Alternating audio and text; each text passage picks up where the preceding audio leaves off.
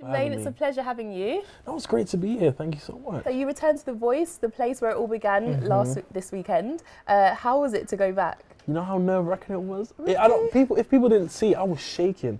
I couldn't even hold the mic still. I was shaking so much. I was so nervous. Every single time during rehearsals, I would trip. And actually on the day, I did it perfectly. And that's why I was laughing with the dancers at the end, because they knew how difficult it was for me to sit down. But no, yeah, it was great to be back. It was weird as well during the day, just seeing all the contestants and seeing all the hustle and the bustle, and just remembering you were involved in that a year ago, and a year has gone so quick. It's so quick. Yeah. Unbelievable. So many things have happened this year. But yeah, it's been a great year. And are you still in contact with will.i.am, your former mentor? It was great to have. I sat down with him Friday night and we just had a nice conversation, and he was just saying how proud he is of me, and it was just great to be in that environment with him. Yeah. I think Ricky Wilson said recently that contestants that go onto The Voice don't go with the idea of becoming the next big star or having instant success. You've obviously been in those shoes before. Do you agree with that? Yeah, because these things take time. Everyone thinks, oh, you win The Voice, or you win X Factor, or you win Britain's Got Talent, and you're automatically a star, and you've made it, and you're gonna have a long career. No, because you have to work your butt off. You have to continue to work hard, and the hard work doesn't come until after the show, to continue that momentum, to continue to stay in the public eye, and to bring out music. I was in the studio writing songs, doing backing vocals before I was on The Voice, and working hard before and during The Voice as well. So it didn't feel too weird as soon as I won, because I just kept on doing what I needed to do. The only thing was you had now a framework around you with a record label and deadlines to meet. So now it's almost a year later, and you know, you've won The Voice, you've released an album now. What would you say is the biggest challenge of coming from a TV show like that? Do you feel obviously it's helped you because you've done so well now? It's definitely helped me. It's provided me with a platform to almost to promote myself and to perform and to get those great opportunities. And not only just for me, but for so many other young people in Hackney, London, and across the country. I've been able to bring those young people who I met along the way, and they're now in my band. All the members in my band are under 19 years old. Wow. They're all under 19, and these are young musicians that I've met along the way. And I just think it's so important that when the tide comes in, all the boats rise together, and I really stand by that. And I think it's important that we continue to inspire so many young people.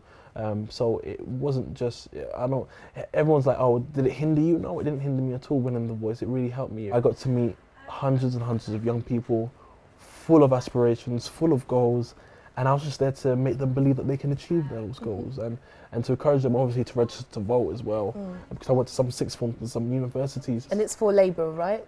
No, it was a school tour just to promote my album and to talk about the National Citizen Service. But obviously, I am a Labour supporter. You are? I was in Birmingham the other weekend singing at the Spring Conference, where my trousers ripped. But we won't talk about that now, will we? Was that on stage and on stage? It came off stage. A massive rip just took place, and I think Chuka Munda, who's the MP for South London, he chuckled a bit. I was like, why are you laughing? What are you laughing for? Until I got out, and I'm like, I'm feeling this breeze, and I looked, and it wasn't because normally you rip during this in part of the scene. It wasn't part of no scene. So you are quite friendly in political circles. Ed Miliband, would you say he's a friend? Yeah, a mate? He's one of my mates. He called me. When he called me the morning after I won, I was like, what the? I said, Ed, how did you get my number? I'm thinking, how the hell did he get my number? But he called me to congratulate me. I was just like, wow, this is one of the future prime ministers of our country. And he's calling my mobile phone to congratulate me and invite me to his house parties. And when I'm talking about house parties, it's not like it's not like rave. It's not rave. It's more dinner party. Not even a dinner party. Champagne, waiters, glasses.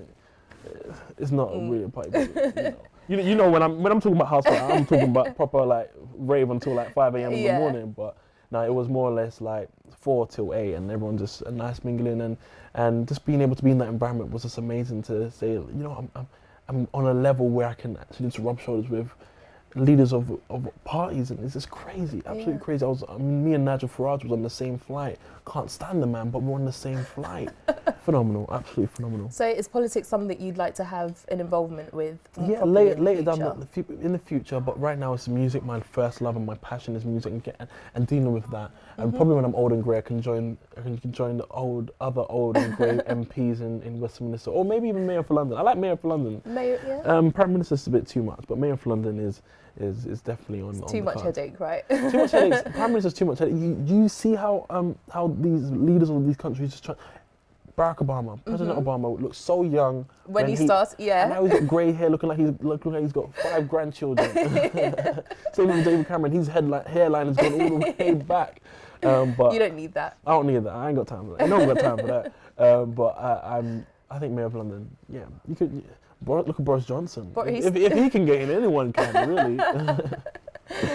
So I did notice in your music video for How Will I Know, you have a very beautiful young lady as your leading love interest. How does Jermain do with the ladies? My love life, I've put my love life on pause since I entered The Voice, actually. So I've been single for a while now, and I just think, I remember my ex-girlfriend, she was one of those girls that required 24-hour attention. Okay. And I didn't want to lead her on and say, I can give you that 24 hours attention, because I couldn't. Because I was going on to The Voice, it was going to be very crazy, very manic, and I said, I think we have to call it quits. So we left on good terms, we're still good friends, but I'm just enjoying the single life at the moment. Yeah. Going to parties and not having anyone calling my phone, Jermain, where are you? So I've got a great single life, and I'm just enjoying it. But you know what, my love now is my music. And so I take my music out to dinner. Okay. I spend time with my music. I travel with my music, and that's the great thing about it. Yeah. Any celebrity crushes? Oh, always. I like Leanne on Little Mix. I've had a crush on Raven Simone since I was a child. From sitting watching That's a Raven on Disney Channel, I've had a huge crush on Raven Simone. Yeah, that's about it. But I have loads of friends. Me and Misha be great friends, and we go out partying together and do performances together as well. I support her, she supports me, so it's great. Yeah. Yeah.